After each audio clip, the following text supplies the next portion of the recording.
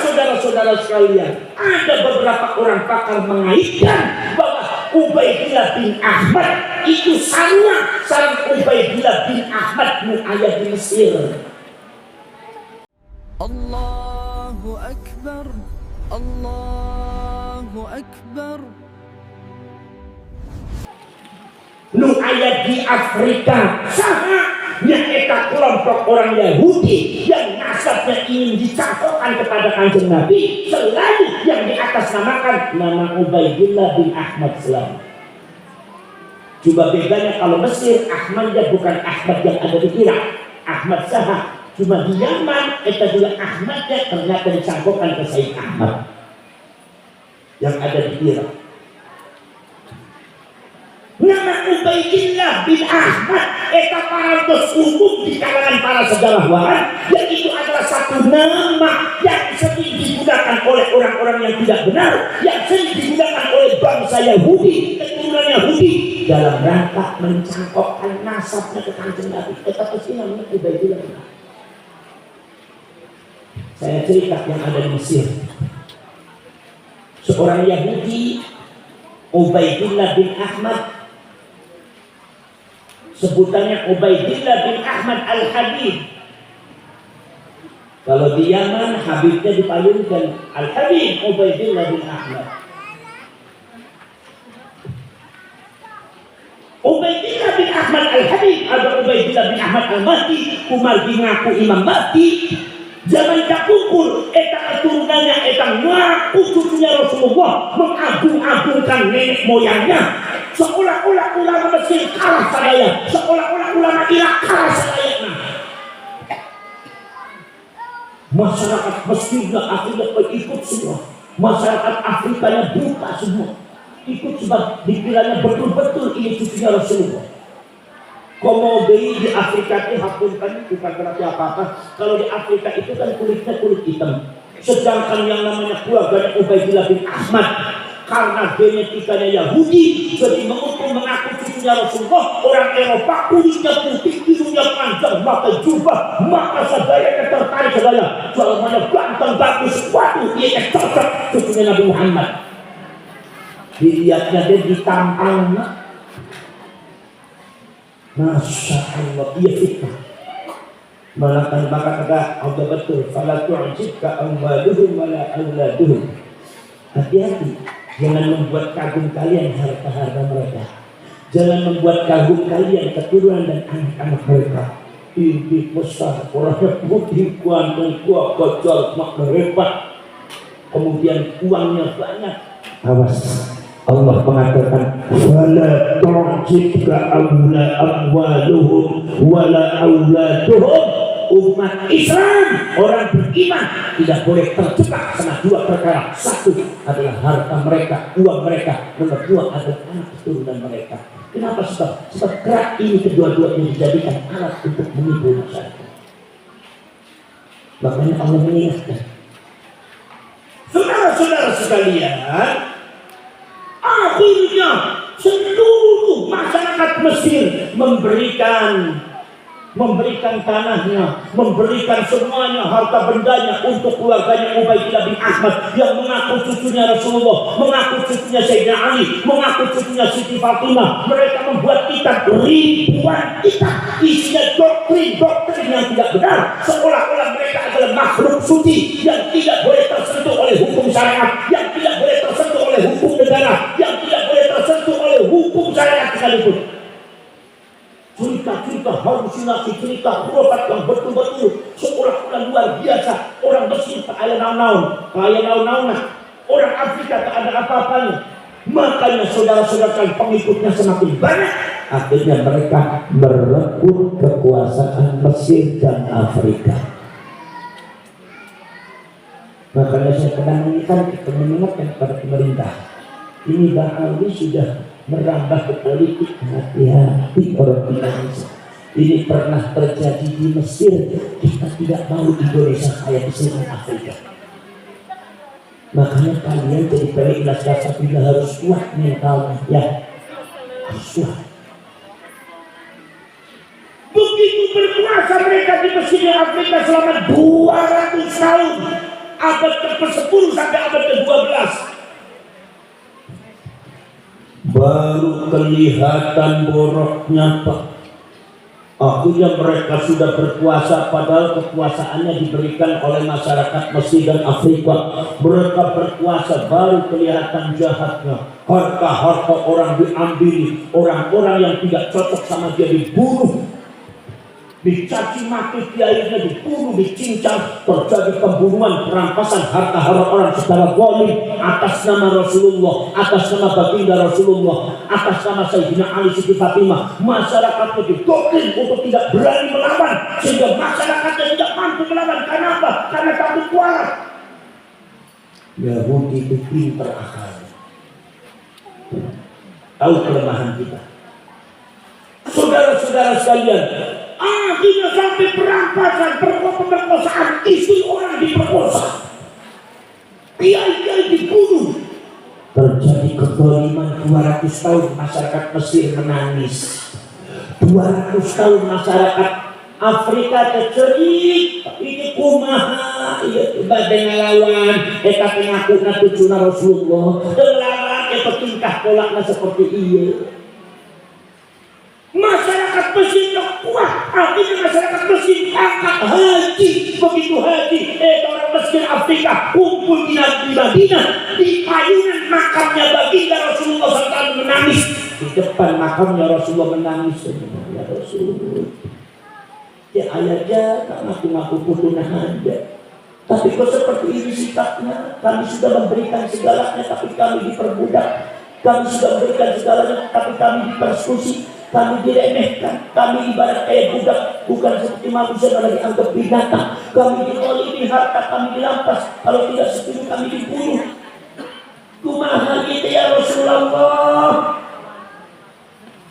Karena ini sudah kaitannya dengan Rasulullah, maka saudara-saudara Allah kemudian mendatangkan seseorang namanya Salahuddin Al-Ayyubi bertemu dengan orang-orang Mesir dan Afrika di Madinah. Ini sejarah. Begitu bertemu semuanya menangis. Ya Salahuddin Al-Ayyubi, kata Salahuddin, nanti saya sudah mendengar, tapi nanti saya pelajari dulu. Saya mau makan dulu ke Syekh Abdul Qadir Al-Jilani, Sultanul Anbiya. Syekh Abdul Qadir, kemudian kata Syekh Abdul Qadir, coba diteliti.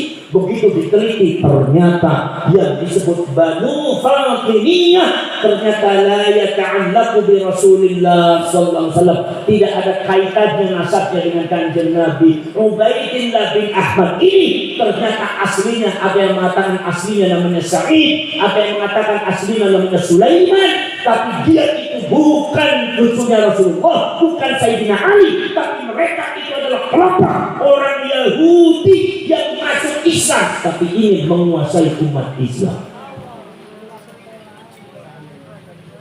Akhirnya dibaca buku-buku doktrinnya, ternyata doktrinnya banyak khurafat tidak benar, cerita-cerita kebohongan, kedustaan dalam rangka menunjukkan orang Mesir, menunjukkan orang Afrika, nakut-nakuti orang Afrika, orang Mesir.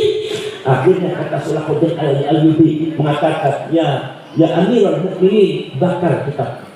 Ribuan kitab diambil, dibakar, diserang. Itu namanya, yang namanya Banu Fatimiyah, diserang itu Mesir. Akhirnya Afrika dan Mesir dapat dikuasai kembali, yaitu di pangkuan Salahuddin Al-Ayyubi, dan pada akhirnya diserahkan kepada masyarakat Mesir lagi, diserahkan kepada masyarakat Afrika lagi. Kitab-kitab daripada keturunannya Ubaidillah bin Ahmad, ribuan kitab ditumpuk, dibakar oleh Salahuddin Al-Ayyubi berdasarkan izinnya Syekh Abdul Qadir Al-Jilani. Lah, ada sejarawan yang mengaitkan Ubaidillah bin Ahmad yang ada di Mesir setelah kehancuran ada di Mesir dan Afrika, mereka pindah di Yaman dan tetap namanya Ubaidillah bin Ahmad. Maka mereka itu memang seperti membuat kitabnya sama, membuat bohongnya sama, membuat pemalsuan nakalnya sama, mengglorifikasi, mengagung-agungkan nenek moyangnya sama, seolah-olah mereka makhluk suci sama, ingin menunjukkan umat Islam sama, menjelek-jelekan para ulama, para kiai, merendahkan ulama, para kiai sama, seolah-olah yang paling mulia adalah mereka, Islam itu ada di tangan mereka, seolah-olah yang namanya Islam itu milik mereka, yang lain tidak berhak memiliki Islam. Ini sudah terjadi di Indonesia. saya cuma mengingatkan hati-hati. Paham? Paham Bu? Nundutan dulu. Mumet enggak, mumet puyeng enggak, dia enggak. Nau tuh. Abu ikawit angkat di bumi teh kacang sarapan, jadi dia ada puyeng sarua wae. Dan dikasih yang sarapan bukan dia. Abdi mah bade cerita wae cerita. Sanes ninggung anjen sanes anjen ulah tersinggung mung cerita wae cerita. Upami di lembur kurang di buntet pesantren, upami ayah pengawasan kiainya tos dongkap, kita kiainya enggak disuruh ngomong heula, enggak, tapi kiainya diperintah tuang heula, nutuh heula itu, kita cerita wae, sanes singgung anjen tong tersinggung. Ya jadi jalan tersinggungan pisan si jabah ahli jadinya. Nah kalau di sini memang ada budayanya beda.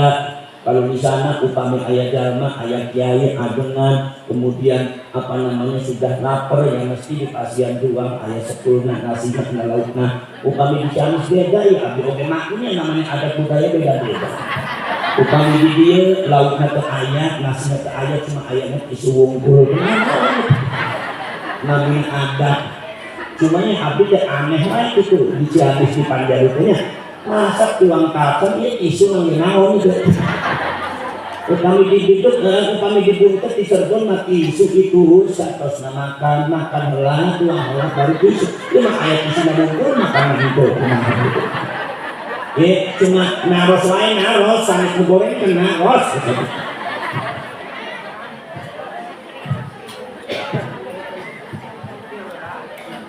Paling enak iku tekon pengajian. Cek orang telepon merem melek turu tetap menanggan. Uina bawa ilmu sedapat ajaran, apalagi nongkrong sambil makan bungkusan. Yang gak ngomong dikasih bungkusan, kurang ngomong cuma tisu wungkul dikasih. Kumaha ya panitianya keberes gitu. Ayo pada ngaji catet sareng ulama, sadanu seneng ngaji ganjaran menang surga. Sahanu seneng ngaji ganjaran menang surga. Pengen mancing surga ke? Pengen masuk surga ke? Bu? Pengen masuk surga ke? Kira-kira potongan anjir ke potongan surga apa potongan neraka? Yang bener. Masa potongan surga di dunia ngablesak dia dari surga kali mana gitu. Kenal-nal yang namanya surga itu tidak diukur dengan hidung, terus diukur dengan amal ibadah dan akhlakul. Makanya yang seneng ngaji supaya akhlaknya ayah, ibadahnya rajinnya. Ayo pada dedonga besok masuk ke surga.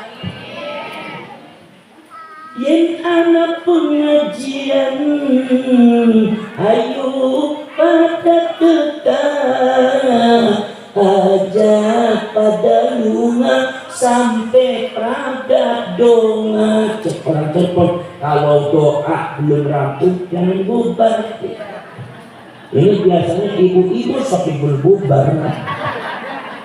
Sahabat bubar, abdi doakan mudah-mudahan pamegetna kawin deui Pak. Iya namanya sholat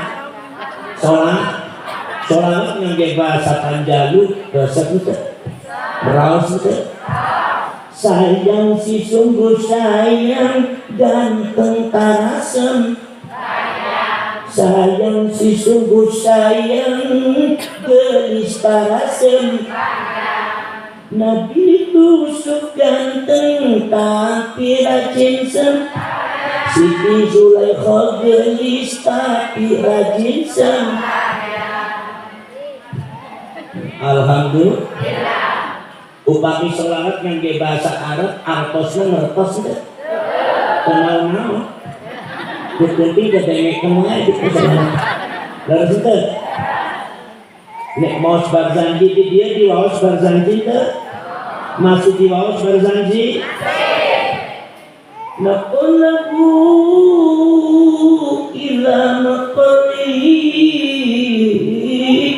min sadafati aminah min sadafati aminah az-zuhriyah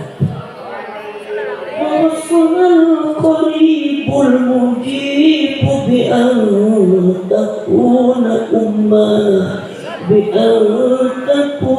أمة لمصطفى. Lalu sudah, ngerti sudah, kenapa? Yang namanya sholawat wajib ngerti, itu penting, kayaknya gitu lah. Lalu sudah, alhamdulillah. Antum ikut KNU mah enak ke ad-dinu yusrun, agama itu mudah, la haraj. Kenal Kanjeng Nabi la haraj. Kanjeng Nabi itu di akhir hayati sering mengucapkan di dalam akhir hidupnya la haraj naon, la haraj naon. Sampai sahabat mengatakan setiap saya tanya kepada Rasulullah mesti jawabnya naon. Kan agama itu mudah, jangan dibuat sulit. Makanya terus kenal. Ada orang di Ciamis, di Panjalu baca sholawatan, jangankan nggak ngerti artinya, can apal kelafat kalimatnya, cuma apal ke lagu namun tenang. Rencang-rencangnya maafkan, maafkan, ya khairat da'i. Anjing ayam kojak can apal.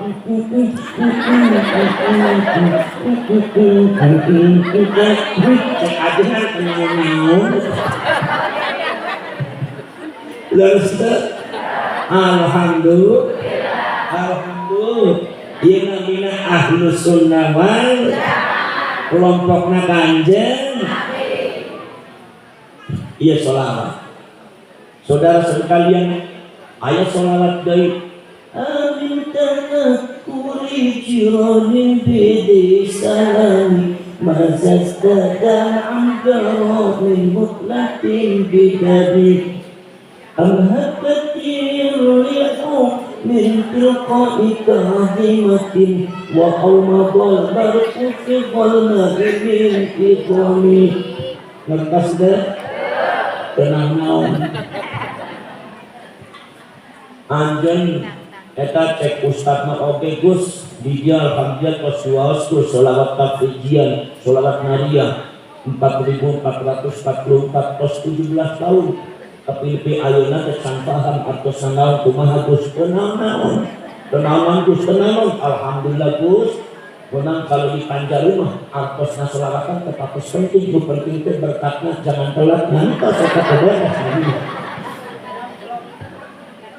baca sholawat tengertos kenaon komo deui baca sholawat tengertos kenaon naon baca Al-Qur'an tengertos oge kenaon naon cek saha eta Gus cek kanjengna Kanjeng Nabi nyarios ke sahabat Abu Dzar Al-Ghifari, ya Aba Dzar iqra'il Qur'ana tafran wa la tafran. Abu Dzar sering baca Al-Qur'an ngertos. Imam Syafi'i imam kurang sadayana nyarios ya ma'asyiral ashab iqra'ul Qur'ana bi fahmin aw bi ghairi fahmin. Bacalah kalian Al-Qur'an yang sering menderas Al-Qur'an dengan ngerti dengan tidak ngerti apa saja. Upami baca Al-Qur'an cek Kanjeng Nabi cek Imam Syafi'i ketika ngertos artosna komodai baca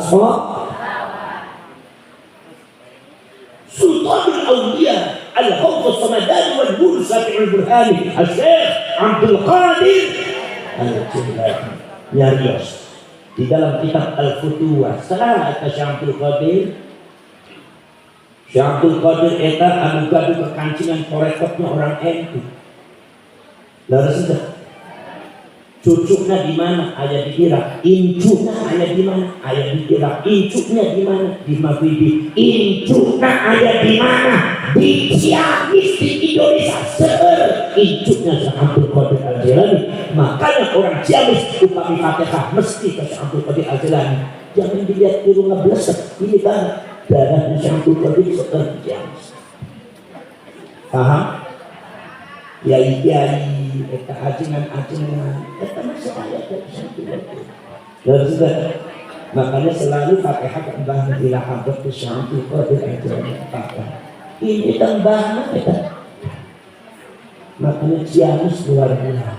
Panjalu nasabnya tidak sarua dengan nasabnya kaum Ali. Nasabnya betul-betul nyambung ke Kanjeng Nabi. Kalau sak ajengan ya.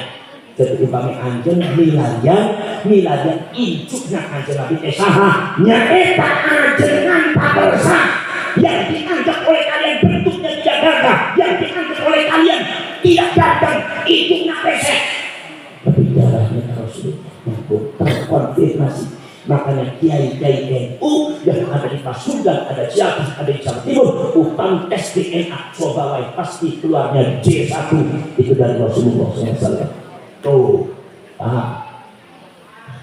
Jadi ayo kita kembali ke karuhunnya, kembali ke ajengannya, ke pangarsanya, supaya Islam nak lurus, akhlaknya saya, Kanjeng Nabi ridho, Gusti Allahnya oke deh, ridho.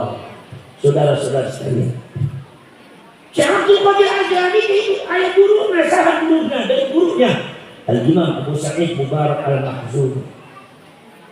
Imam Abu Sa'id Mubarak Al-Makhzumi dari gurunya itu Al-Imam Abul Husain Al-Hukkari. Abul Husain Al-Hukkari dari gurunya Imam Abul Farad At-Tartusi.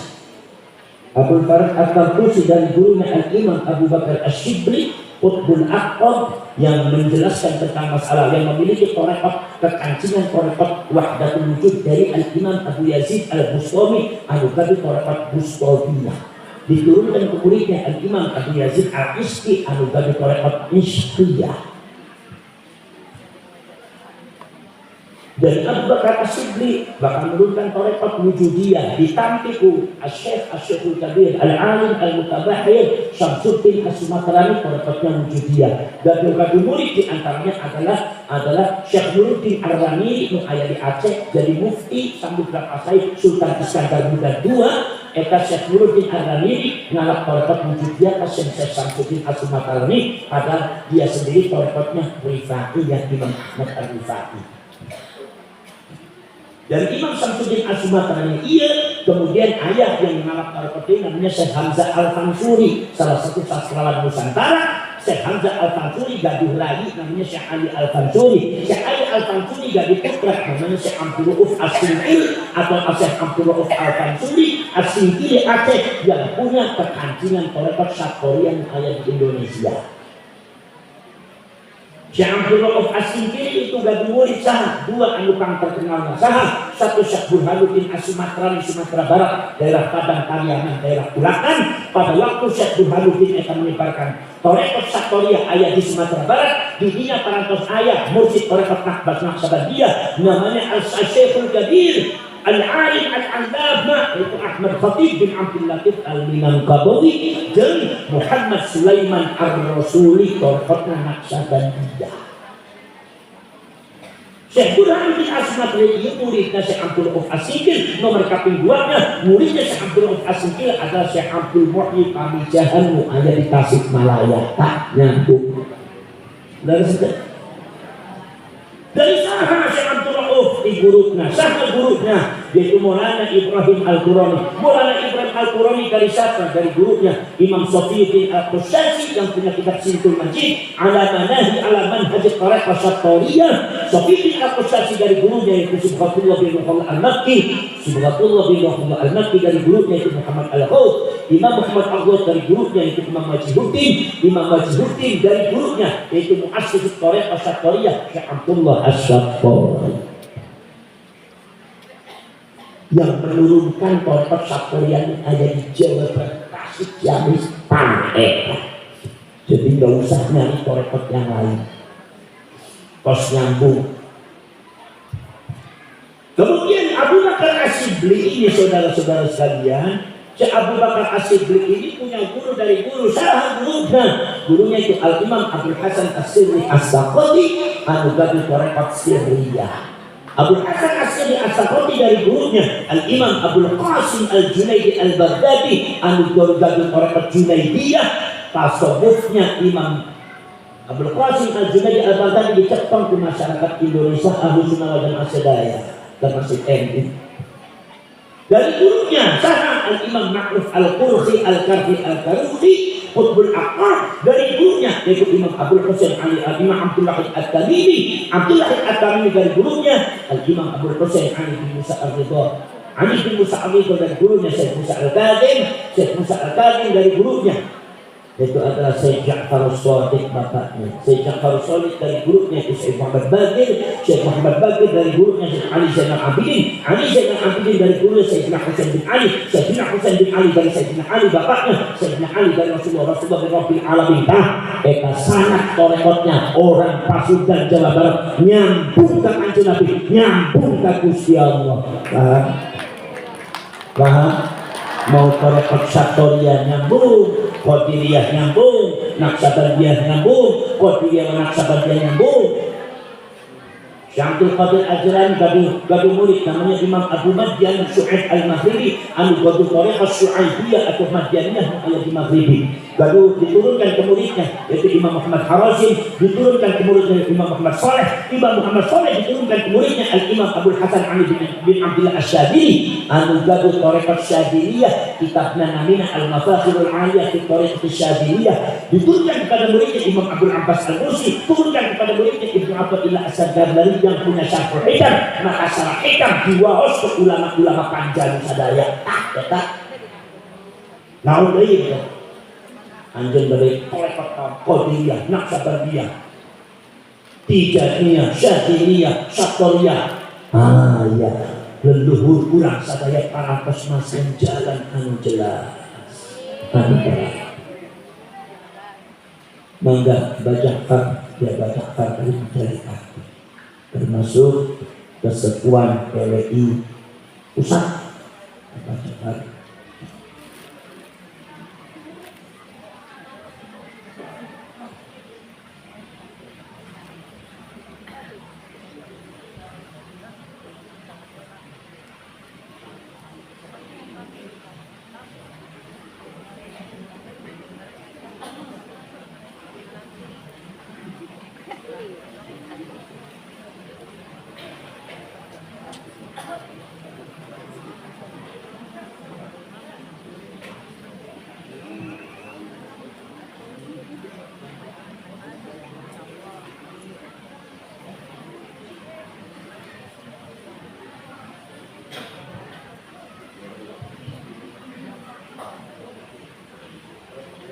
ya, paham deh? Nyambung ke Gusti Allah deh? Nyambung. Thariqat Qadiriyah nyam, Naqsabandiyah nyam, Qadiriyah Naqsabandiyah nyam, Saptoriyah nyam, Wujudiyah nyam, Istiyah nyam, Sirriyah nyam, Junaidiyah nyam, Madyaniyah Syu'aibiyah nyam, Syadziliyah nyam. Mereka pasti enggak, apakah itu bukan titik-titik daripada rangkaian berlian? Jangan ada yang rusak. Saudara-saudara sekalian, ya kita kembali ke ta'alum. Kemudian saudara-saudara, jadi Ubaidillah itu bukan putranya Sayyid Ahmad dari putra sabaraha? Satu, nomor dua, nomor tilu, sudah kuliah gitu. Upami anjen tos S3 doktor berarti ibu-ibu bapak-bapak, upami abdi tos doktor S3 berarti ibu ke S2 berarti.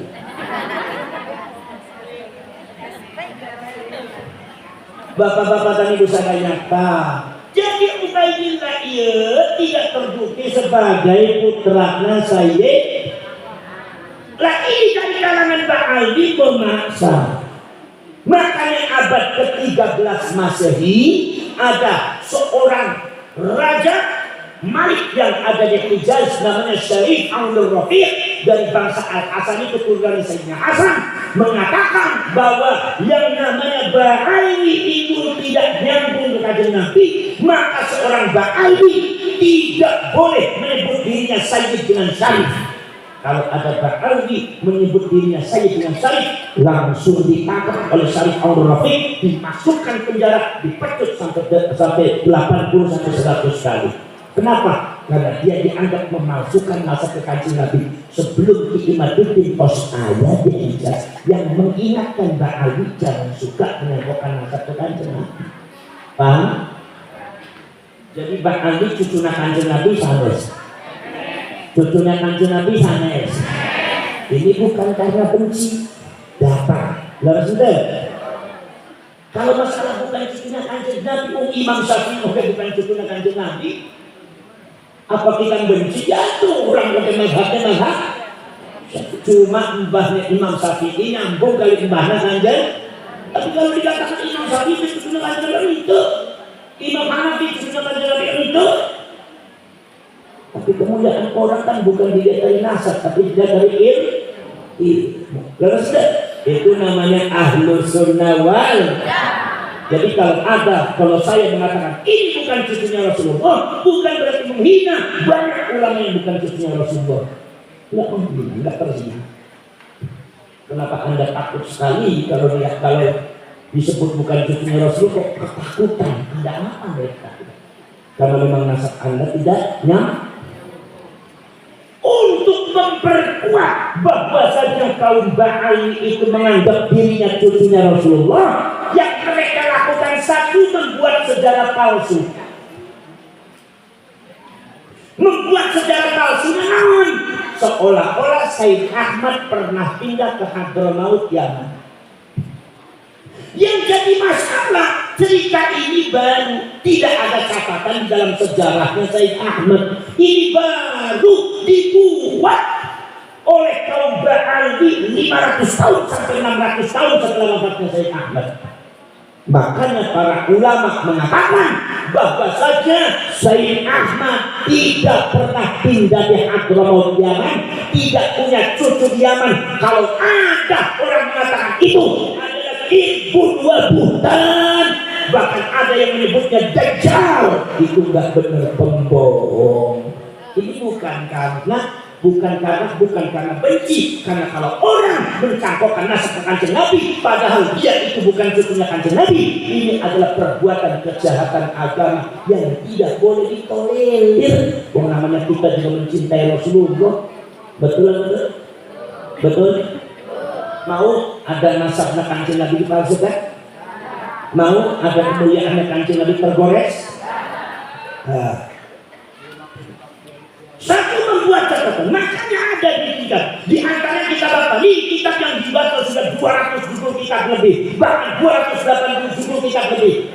Ada kitab yang ditulis para ulama zaman sekarang, namanya kitab Asy-Syakhsiyatul Wahamiyah Al-Mazkurah fi Tarikh Hadramaut. Sosok-sosok fiktif yang ada di sejarah Hadramaut, ternyata di antaranya ditulis Sayyid Ahmad. Sayyid Ahmad itu lam yadkhul Hadramauta wa lam yadkhul hududal Yamani aslan, bahwa Sayyid Ahmad tidak pernah pindah ke Hadramaut, apalagi pindah ke Hadramaut ke perbatasan Yaman pun tidak pernah. Itu tarikh muzayyaf, sejarah yang dipalsukan data.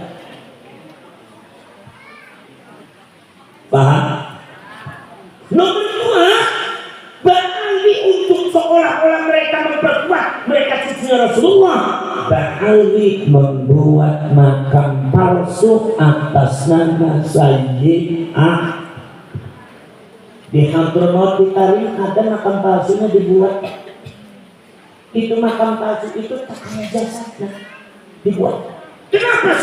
Sebab ulama Islam, para sejarawan dan umat Islam sudah mufakat bahwasanya kuburan Sayyid Ahmad itu ada di Najd, Irak.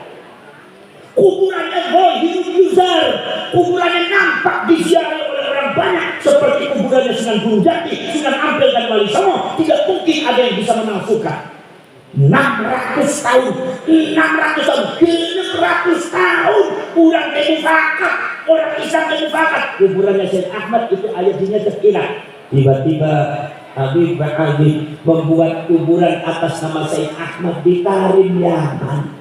Maka geger Islam, geger. Makanya ulama tampil bahwa kuburan itu kuburan palsu. Ada yang mengatakan itu adalah berhala kuburan, tidak boleh diziarahi, haram untuk diziarahi, karena itu dibuat oleh orang-orang yang tidak benar. Akhirnya kuburannya Syekh Ahmad ayat 2 di Najd dengan ditarik. Akhirnya dicari di kumaha kok bisa ayat kuburan Syekh Ahmad ditarik. Asalnya kumaha, ternyata asalnya bukan dari jasad, bukan dari data sejarah, tetapi justru asalnya dari halusinasi, dari khurafat.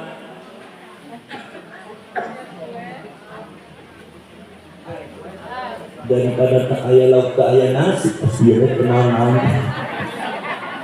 Iya daripadanya orang kan jadi itu korek-korek bisa gitunya. Ya terlalu lama bergaul sama Mbak Ani jadi berkiai ke dia yang sultan baik berkiainya sendiri menguai. Laras sudah. Akhirnya diteliti kok bisa ayat kuburan desa Syekh Ahmad di Tarim. Begitu diteliti ternyata naon, ternyata itu sejarahnya ada seorang habib katanya saya ingin mencari makamnya mbah saya Syekh Ahmad di Tarim Hadramaut. Loh, kok kenapa kalian ente mencari makamnya Syekh Ahmad? Kan makamnya Syekh Ahmad ke saya di Irak. Nomor dua, kenapa nyarinya di Tarim? Kan makamnya Syekh Ahmad kuburannya ayat di Irak di Najd. Kenapa dicari di Bapak tadinya? Ziarah tadinya. Kenapa nyarinya di Hadramaut di Tarim? Kan makamnya ayat di Irak. Kalau ada orang, saya sebagai cucunya Sunan Gunung Jati, saya ingin mencari makam dan kuburannya Sunan Gunung Jati di Panjalu. Itu jalan stres apa stres? Stres apa stres? Kenapa ente mencari kan kuburan ayah di Gunung Jati? Tinggal jarak tadinya. Kenapa nyarinya di Ciamis di Panjalu? Buat kuburannya ayah di Cirebon. Paham? Ternyata naon? Ternyata saudara-saudara sekalian, itu ceritanya si Habib itu katanya melihat cahaya dari langit. Begitu cahaya itu turunlah ke bumi, namanya daerah Usaisah. Lah itu dia yakin bahwa cahaya itu adalah jasadnya mbah saya Syekh Ahmad. Itu tapak cahaya itu katanya ada. Dibuatlah dengan halusinasi itu, dibuat makamnya Syekh Ahmad. Jadi mereka makam ke ayat jasad makam. Maka kalau ada yang mengatakan katanya PBI itu katanya sering membongkar makam, saya upami makam kuburan di dalamnya ke ayat jasadnya bisa disebut makam, bisa disebut kuburan deh, bisa deh. Upami ayat makam, ayat kuburan di dalamnya ke ayat jalan makna kosong, ini disebut kuburan deh, bisa disebut kuburan. Jadi upami PBI Laskasa bilang bongkar, ya kan bongkar kuburan sanes, tapi bongkar pemalsuan, bongkar kedustaan. Sebab upami masyarakat Panjalu bongkar ziarah tadinya, iya bahaya bisa musyrik anjir. Ayat jalan makna, Fatihah firman mana kedemik kalau lalu sudah tahu, karena kita masyarakat Pasundan itu senang ziarah, makanya mereka dengan cara seperti itu paham tuh.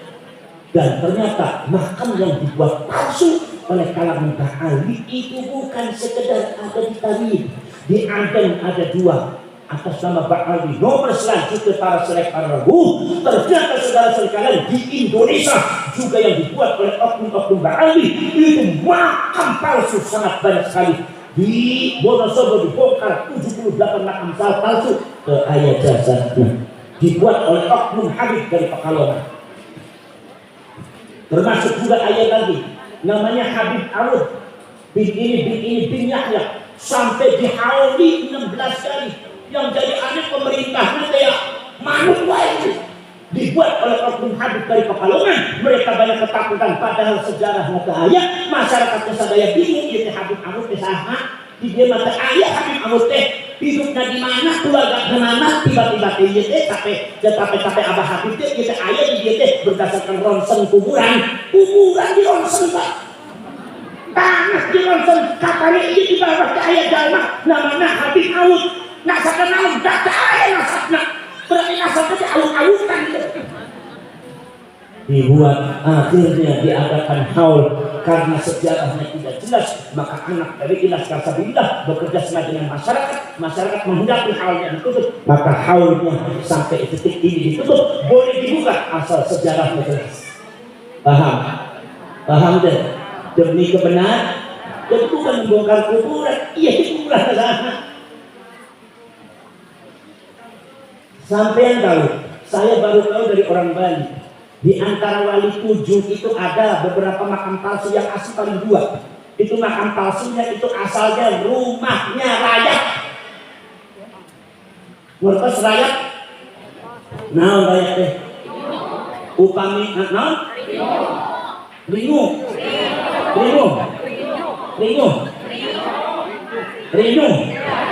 Aduh, bahasa tidak dari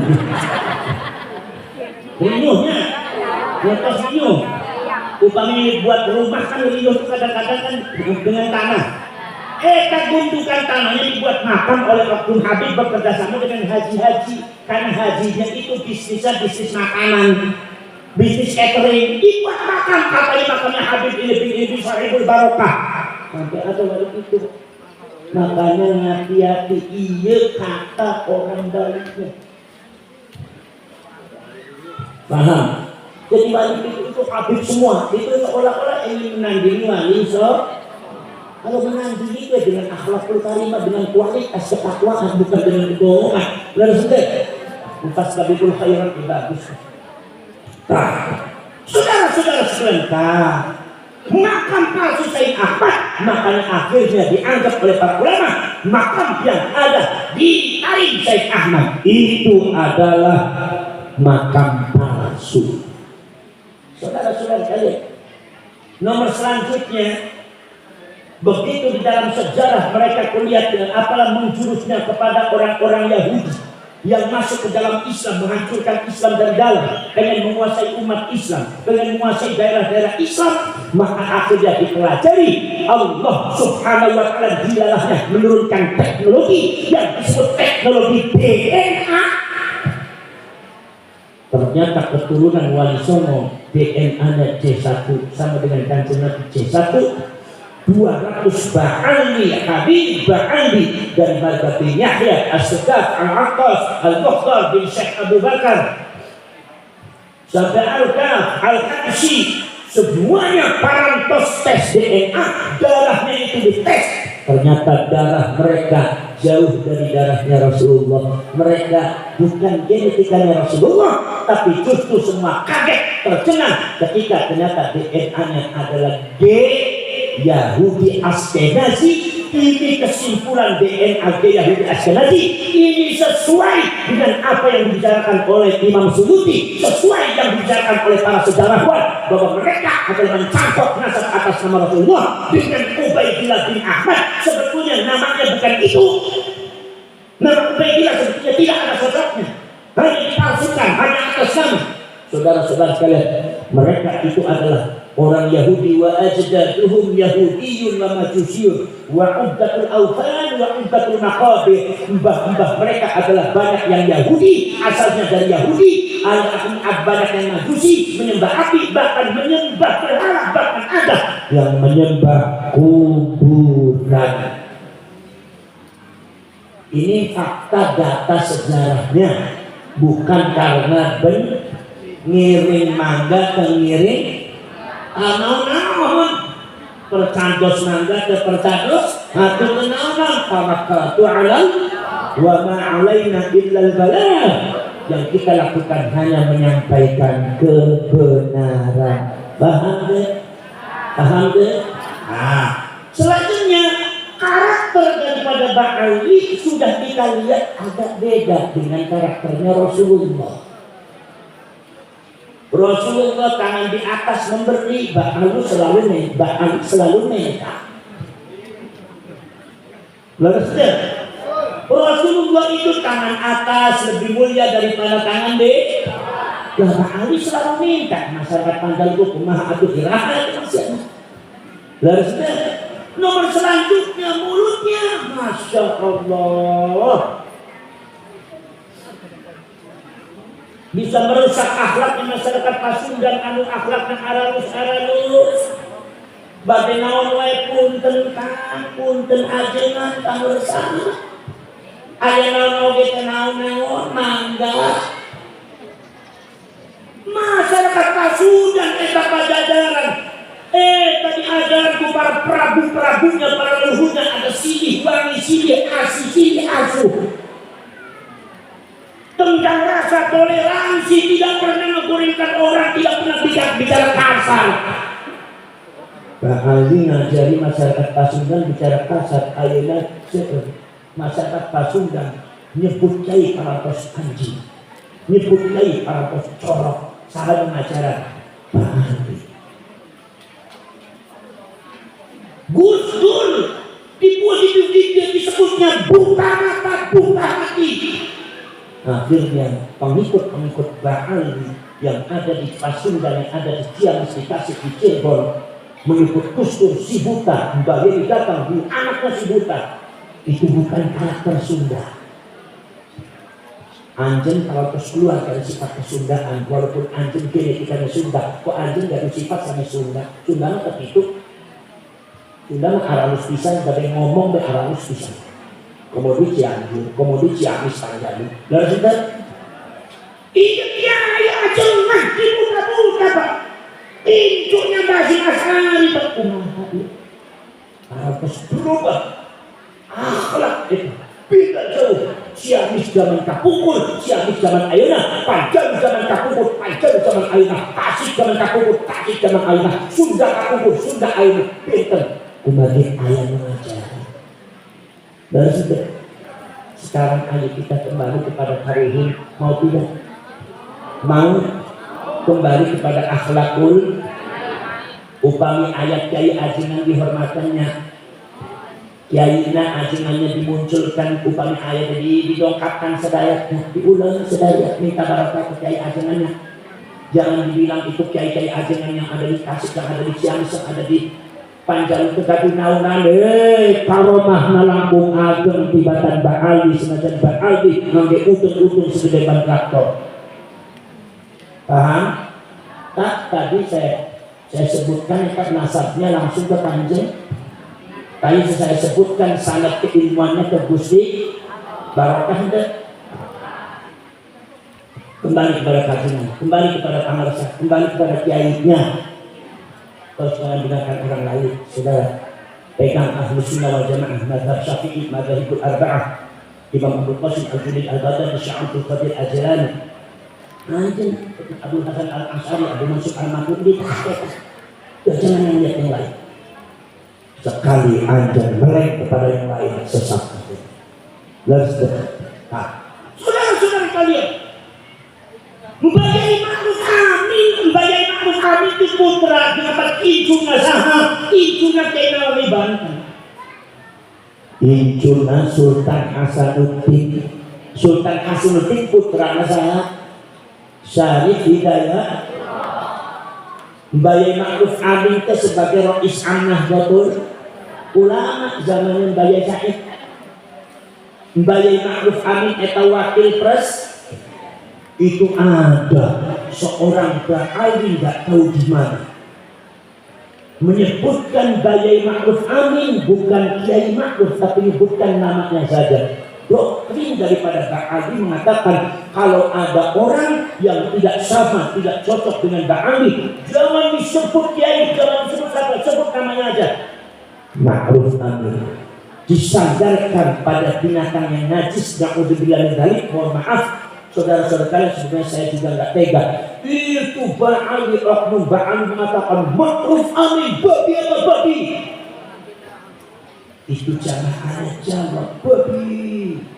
Babi apa babi? Babi. Babi apa babi? Babi. Membabi-babi ulama.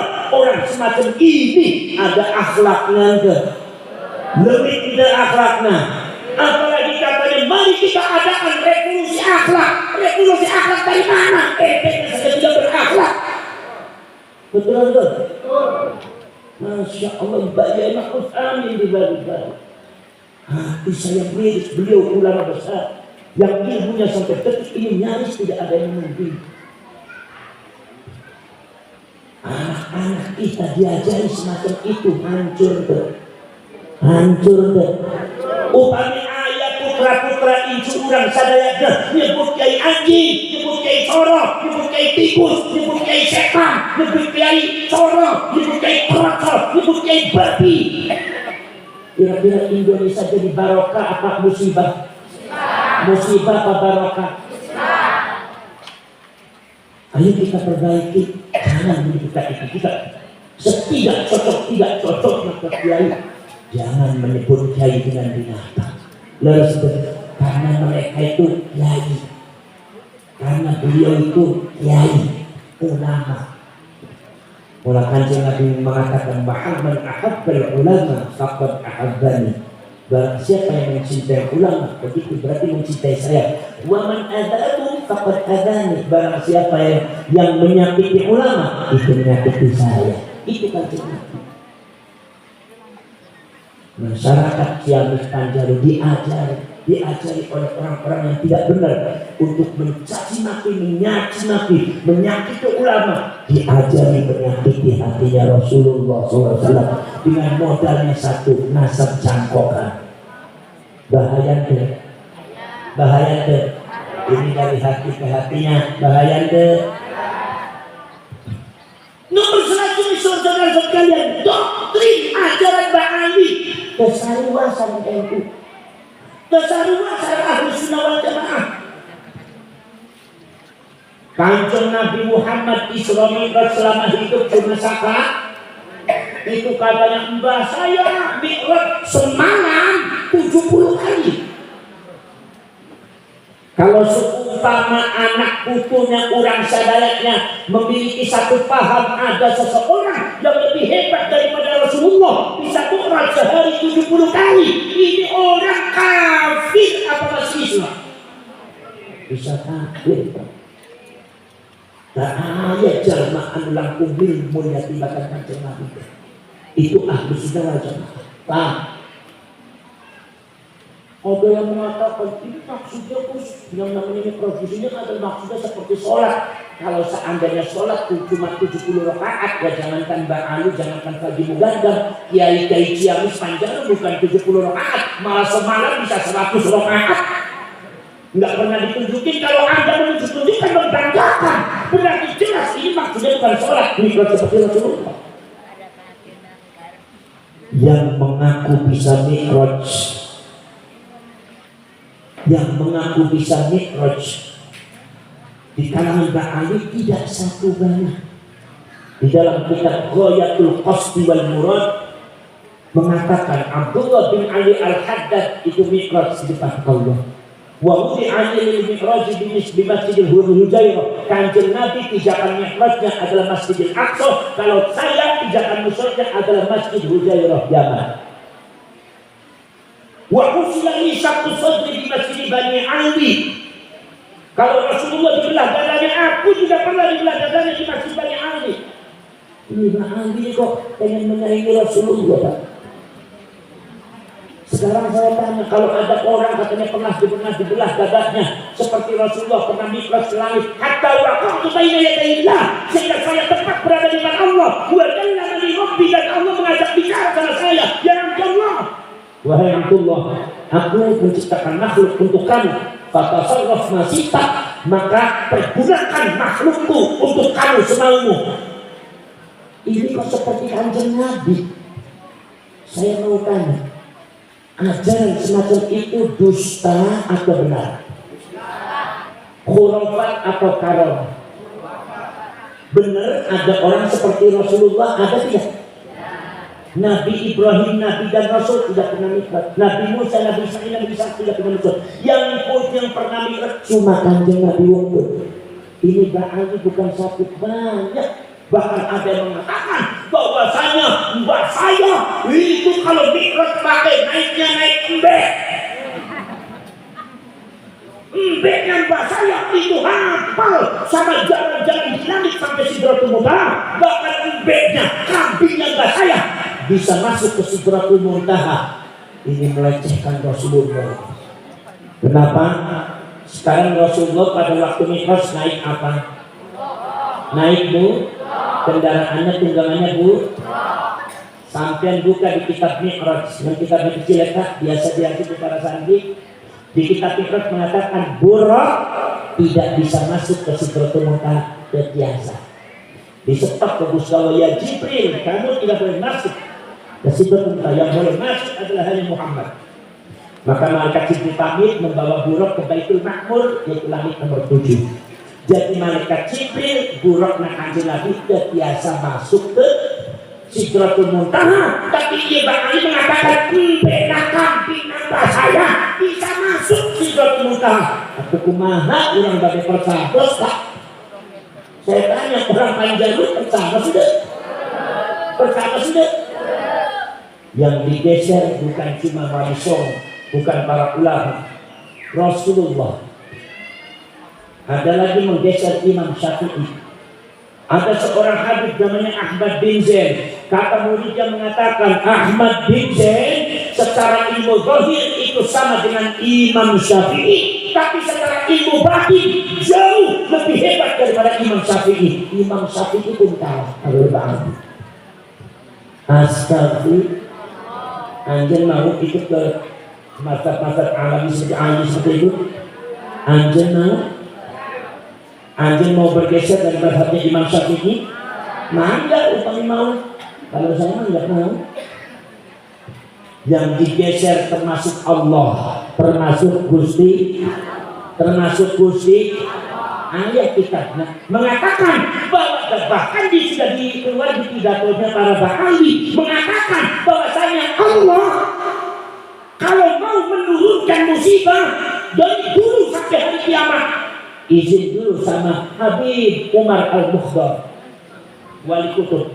Kalau Umar Al-Mukhdar mengizinkan maka Allah menurunkan musibah. Kalau Umar Al-Mukhdar tidak mengizinkan maka Allah tidak menurunkan musibah.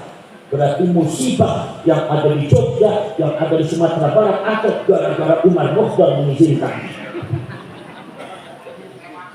Masya Allah Pak. Ya kalau dibongkar kitab-kitabnya masa kurang penulisnya ada. Saya miris, makanya saya sering kapan masyarakat Ciamis, kapan masyarakat Panjalu kedongkap. Alhamdulillah kita pada dongkap nyanyi rakyat kesalunya urang. Sampai detik ini saya baru bisa menjelaskan kepada kalian. Kalau saya baca kalian bisa menangis karena yang diremehkan. Udah waktunya 5 menit lagi gitu.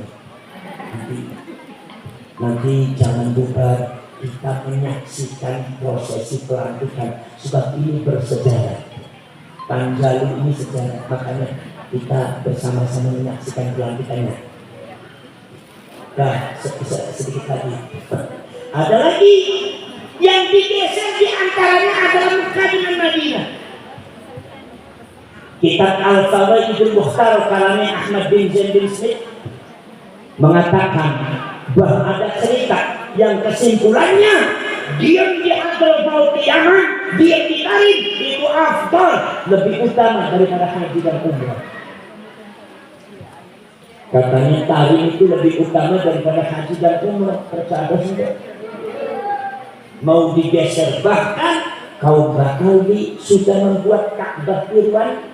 Kuburannya Nabi Hud dibuat kotak seperti Ka'bah. Sekarang bukan cuma diziarahi tapi sudah diputari seperti Ka'bah. Tawaf.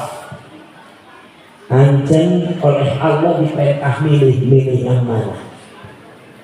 Allah tidak memaksa, cuma kita punya pemikiran. Wa yuriikum ayatihi la'allakum tatafakkarun. Allah menunjukkan ayatnya supaya kalian berpikir. Ayo mikir, milih mana?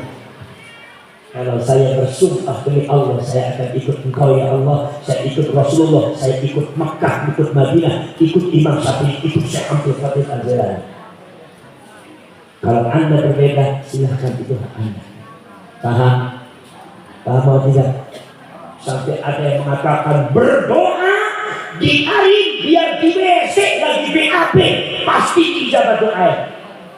Ayat hadis yang mengatakan siapa yang berdoa di Masjidil Haram, berdoa di Makkah di WC pasti dijawab doa.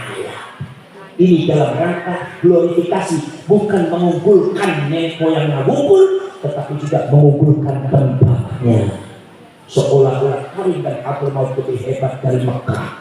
Pengen diantar tanah suci. Na'udzubillah min. Saya mau baca ya, kalau seumpama saya semuanya dibicarakan, subhanallah sangat banyak sekali. Nanti insya Allah kalau ketemu ya, ngaji ini ngaji aja ya, ngaji supaya anjingnya paham. Sekali lagi saya katakan, tidak karena benci. Benci ada di hati, saya tidak benci kepada siapapun. Tapi ini harus disebut, harus disampaikan dalam rangka menyelamatkan anjing sadaya masyarakat Pasundan. Karena masyarakat Pasundan setidak-tidaknya masih tanggung jawab saya. Dari saya cukup sekian saja, mudah-mudahan ada manfaatnya. Lanjutkan hadza wa ufadhilu amri Allah wallahu basirun bil ibad wallahu muwaffiq ila aqwamit thariq. Wassalamu alaikum warahmatullahi wabarakatuh. Waalaikumsalam warahmatullahi wabarakatuh.